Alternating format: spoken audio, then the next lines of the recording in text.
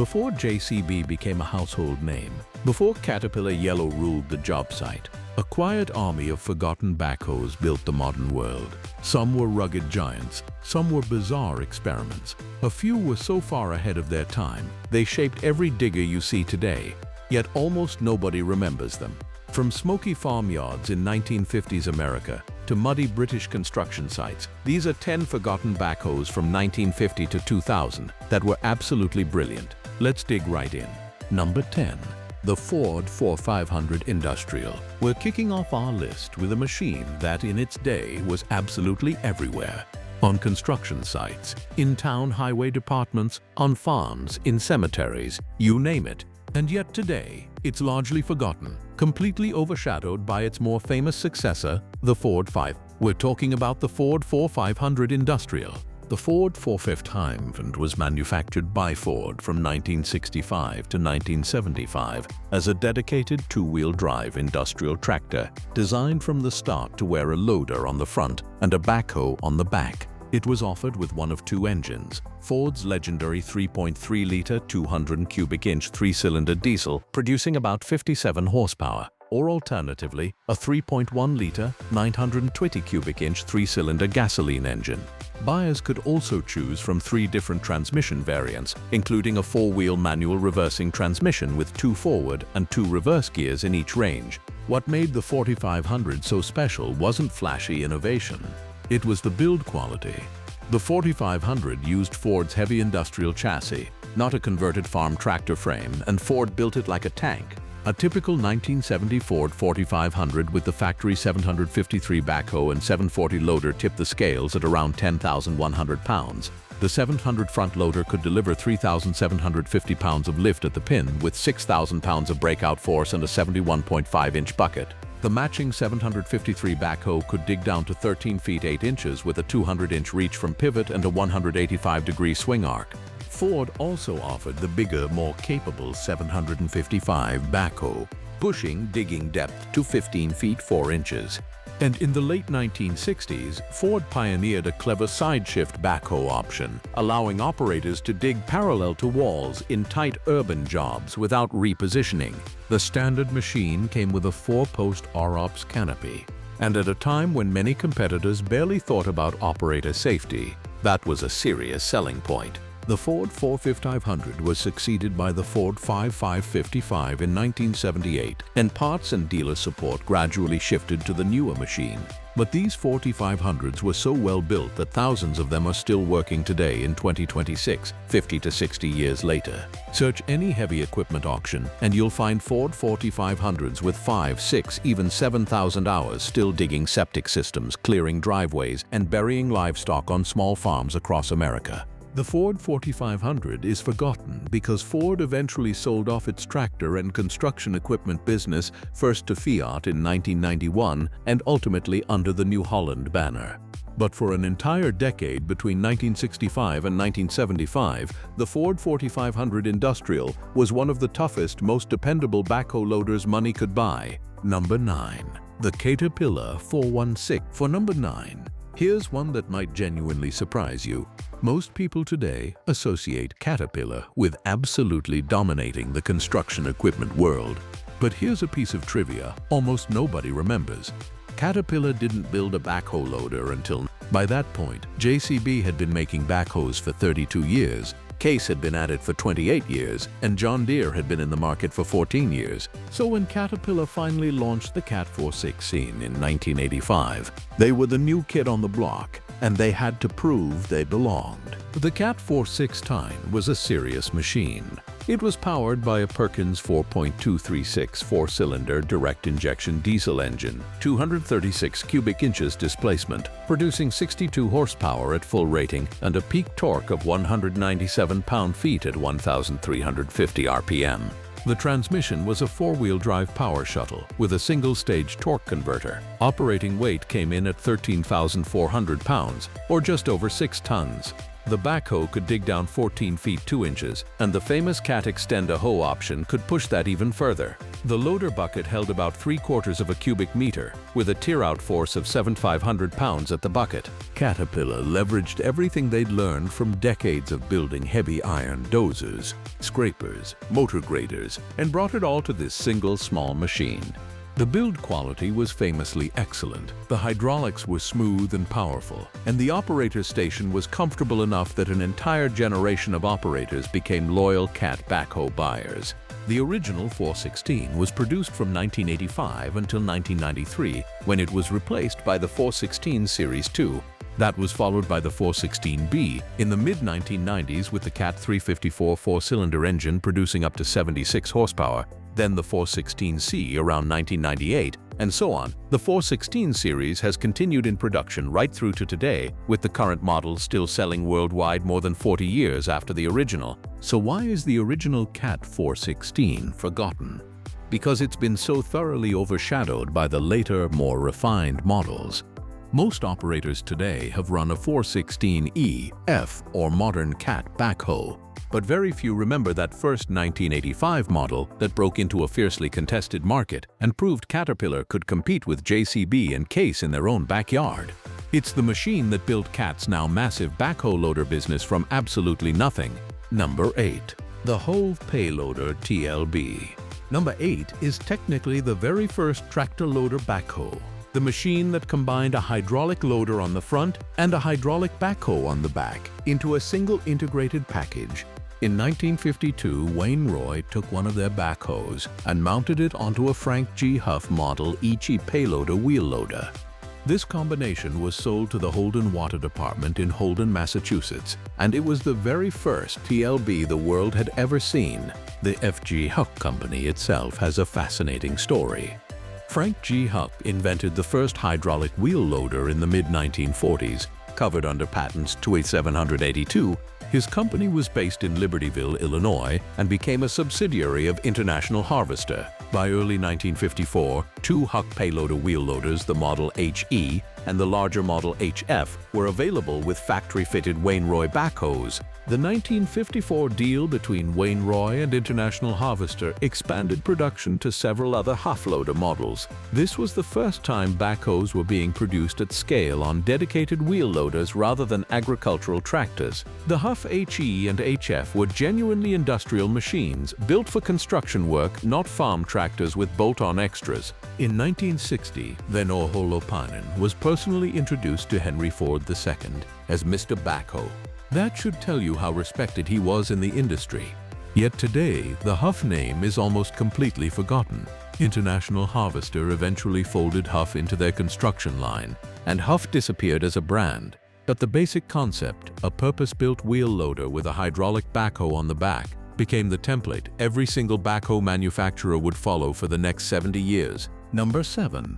The Case 320. Now we get to one of the most historically significant backhoes ever made. Yet outside of die-hard collectors, it's largely forgotten.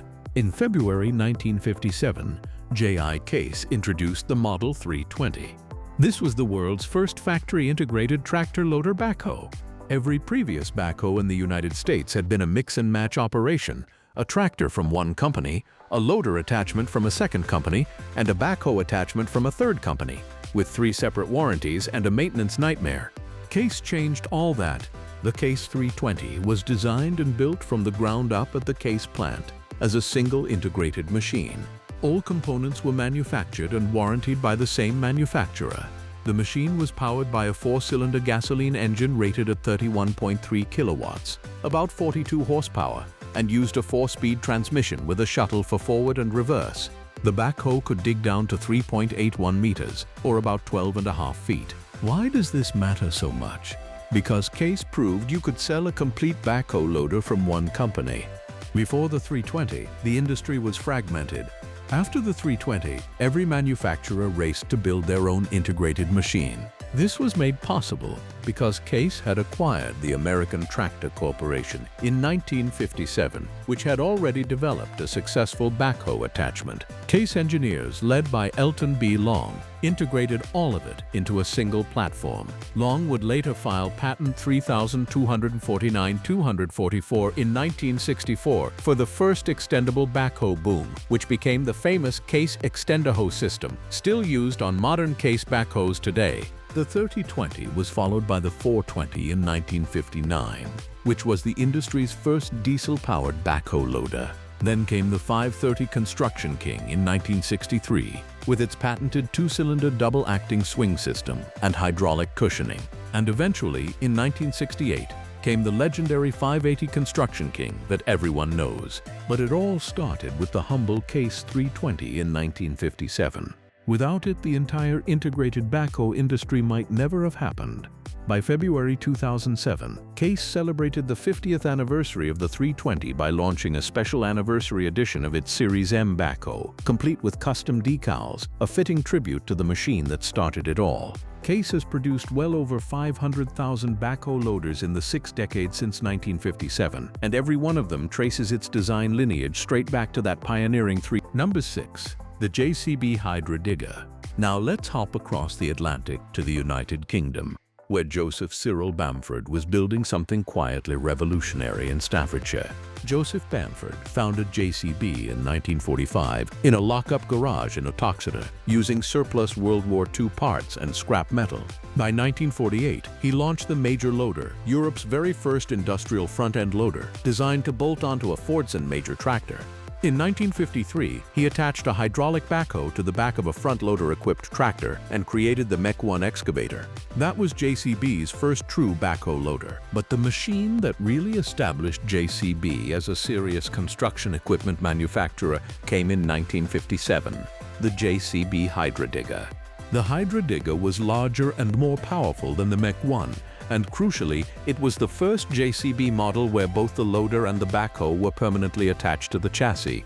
They weren't bolt-on attachments anymore. They were structurally integrated parts of the machine, making it far more robust for heavy construction work. The following year, in 1958, JCB launched the Hydra Digger Load-All, which featured something nobody else offered at the time, a comfortable enclosed cab with a heater.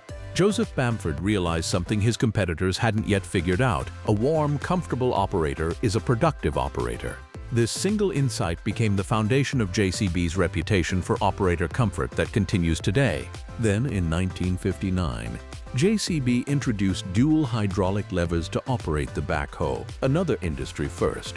By 1960, the JCB-4 had replaced the Hydra Digger Load-All, featuring dual hydraulics, a 3-in-1 backhoe bucket, and the 2-lever JCB backhoe control system that became an industry standard. The Hydra Digger is largely forgotten today because it was quickly overshadowed by the iconic JCB 3C. But the Hydra Digger is the machine that transformed JCB from a small British workshop into a serious global manufacturer. Number 5. The Bray Longford Digger. Number 5 is a fascinating British machine that few people outside collector circles even know existed. Bray Construction Equipment was based at Feltham in Middlesex and later moved to Tetbury in Gloucestershire. The company was founded by W.E. Bray and was a pioneer in building add-on equipment for agricultural tractors. Bray was particularly known for converting Fordson tractors and county tractor four-wheel drive conversions into capable construction machines. In 1960, Bray launched the Longford Digger. This was a backhoe loader combination that mounted an American-made Sherman backhoe built by Sherman Products of Royal Oak, Michigan, onto a Fordson major tractor base. The combination was offered with several Bray loader models to create a complete backhoe loader package that could compete directly with the early JCB machines. But Bray's real strength was four-wheel drive. The Bray BL430, launched in 1956, was probably the United Kingdom's first four-wheel drive loader, using AWD limited axles on a Fordson skid unit. By 1957, they had the BL440, an all-new design using four-wheel drive axles and Ford mechanicals. The 1962 BL455T offered a 90-horsepower torque converter and an upgraded gearbox. They even built a special amphibious version, the BL-455 MEBW, for the British Ministry of Defence. Only 23 of those amphibious units were built, making them extraordinarily rare today. Bray's most powerful machine was the BL-460T of 1962, with a 110 brake horsepower engine and torque converter, a genuine heavyweight for the era. In 1973, Bray was taken over by Matbro Limited. The two companies operated from 4 locations until the early 1990s. Today, the Bray name is essentially gone. But in the 1960s, Bray was one of the most innovative four-wheel drive specialists in British construction machinery. Their work proved that all-wheel drive technology had a serious place in the backhoe market, a lesson that the bigger manufacturers would only fully embrace decades later. Number 4. The International Harvester 3414. International Harvester is mostly remembered today for farm tractors, but from 1961 to 1968, they built one of the most unusual backhoe loaders ever sold in America, the IH-3414. The 3414 was the industrial version of the British Indian B414 agricultural tractor. International Harvester built it in 2 versions, a gasoline model powered by the 2.4-liter BC-144 4-cylinder engine, producing about 43 horsepower, and a diesel model powered by the 2.5-liter BD-144 4-cylinder engine. The diesel was made in the United Kingdom and is widely respected as one of IH's best small diesel engines of the era. Interestingly, the same basic tractor was also licensed for production in India by Mahindra. But what made the 3414 truly unusual was the backhoe itself. Most backhoes of the era used a king post swing system with 2 opposing hydraulic cylinders. The 3414 used a completely different design, a rack and pinion swing mechanism with 2 swing cylinders that pushed a movable gear rack past a fixed pinion shaft.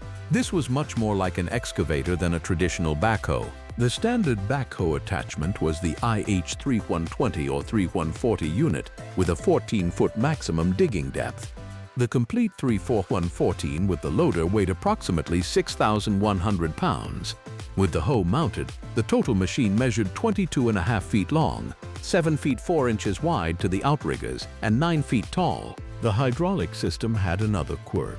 The power steering pump ran the swing function and the stabilizers, while the rest of the backhoe functions ran off a separate crankshaft-driven Cessna hydraulic pump. There was a diverter valve the operator had to push one way for steering and the other way for swinging the backhoe. The 3414 is forgotten today because parts are extremely difficult to find, and many of its unique components like the swing splines simply aren't available as replacements anymore. But it was a tough, capable machine that punched well above its small size. Number 3. The Massey Ferguson 50. Number 3 is a backhoe loader that was once a familiar sight across Ireland and parts of Britain, and yet today is rarely seen. The Massey Ferguson. The Massey Harris Ferguson backhoe loader story began in 1959, when production of what was called the 3-in-1 tractor, digger, shovel began in Manchester, England. The original Massey Ferguson 50 was an industrial tractor that ran from 1960 to 1970 with about 68 horsepower. It was followed by the 50A from 1966 to 1976, the 50B from the 1970s, and later the 50C, the 50F, the 50H from 1985 to 1992 with 70 horsepower, and finally the 50HX with 77 horsepower. The Massey Ferguson backhoe loaders had something the other manufacturers didn't: Massey's massive worldwide tractor dealer network. Farmers and small contractors who already trusted Massey for their farm tractor could simply add the loader backhoe to their existing dealer relationship. The 50B in particular was a tough, simple machine. A clean 1979 50B with around 5,300 hours sold at auction by Sheffens in May 2018 for £7.100 plus VAT, proving that these old workhorses still hold their value when you can find a good one. The Massey backhoe loader brand eventually evolved into the Firmac line, the name derived from MF Industrial Equipment Company. Firmac was acquired by Case in the late 1990s, and the Massey Ferguson backhoe loader brand effectively disappeared by 2002. Surviving 50 series machines in good condition are now genuinely rare, The 50 series is forgotten because Massey Ferguson became known almost exclusively for agricultural tractors. But for several decades, these industrial Masseys were the working backbone of thousands of small construction and farming businesses across Britain and Ireland. Number 2. The High Dynamic Dynahoe. Coming in at number 2 is a machine that broke every rule in the backhoe playbook. The High Dynamic Dynahoe from Lake Bluff, Illinois. In 1959, while everyone else was bolting backhoes onto agricultural tractors, High Dynamic decided to build a backhoe loader the right way, from the ground up, as a heavy excavating machine. The first model, the Dynahoe Model A, was a beast of a machine. It had an operating weight of 14,000 pounds, a 14-foot digging depth, and was powered by either a 65-horsepower Continental F244 flathead Red Seal 6-cylinder gasoline engine or, starting in 1961, a Detroit Diesel 353 diesel engine. The gasoline option was phased out in The Dynahoe Model A was the second purpose-built backhoe loader in America, and it was designed for jobs the lightweight competition simply couldn't handle. While the average backhoe loader of the early 1970s had a 14 to 17-foot digging depth, an 80-horsepower engine, and weighed about 10 tons, the largest Dynahoe boasted a 20-foot digging depth, a 155-horsepower engine, and weighed 16 tons. In 1966, High Dynamic introduced a new model lineup using a 3-digit nomenclature where the first 2 digits indicated digging depth in feet: the 140, 160, 190, and 204.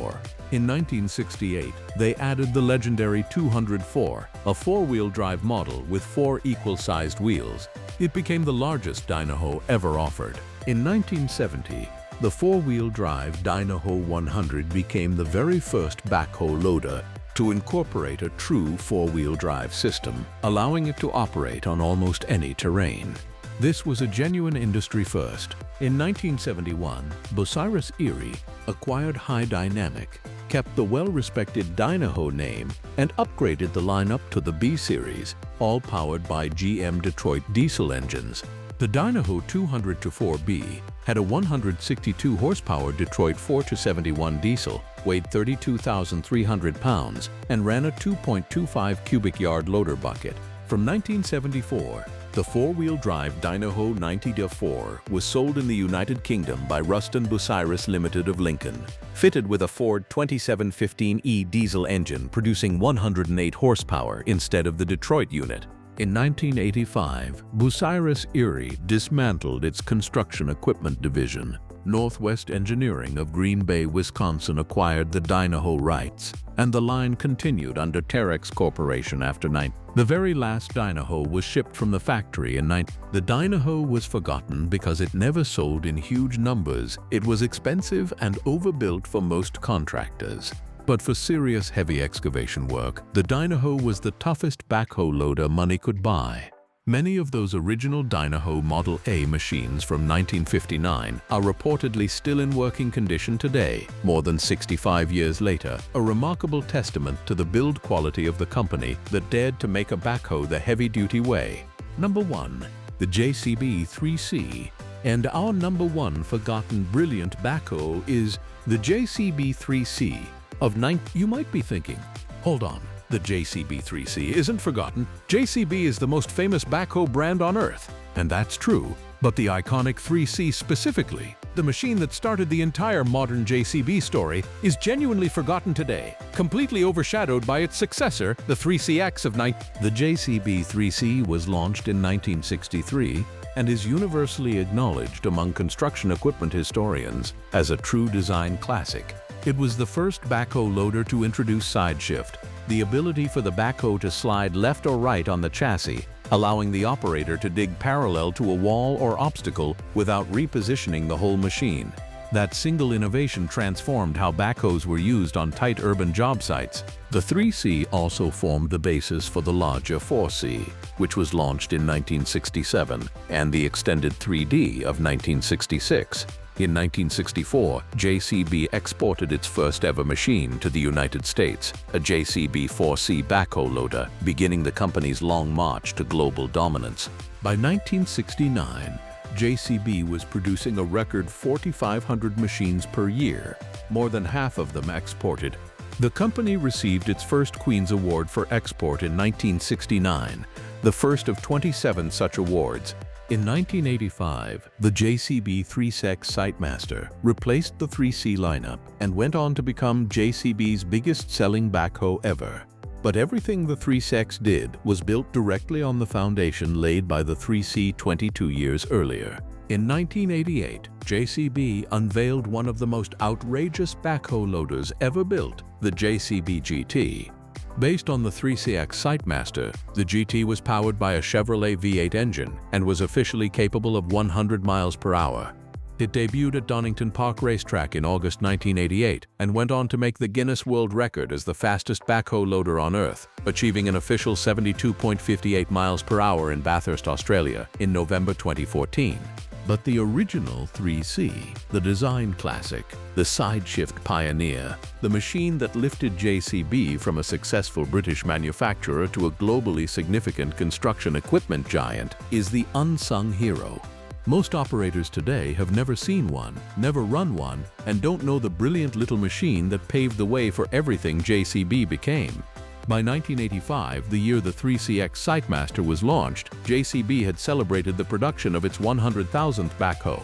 Today, JCB has produced more than 750,000 backhoe loaders worldwide, manufactured in factories across the United Kingdom, India, and Brazil. And yet, if you look closely at the layout, the controls, the side shift, and the operating philosophy of every modern JCB digger, you can still see the fingerprints of the 1963 JCB 3C all over it, a machine truly worth remembering. If you enjoyed this video, smash that like button, hit subscribe for more forgotten heavy equipment history, and let me know in the comments which of these backhoes you've actually seen in person, or which one you'd most love to own today. Until next time, keep digging.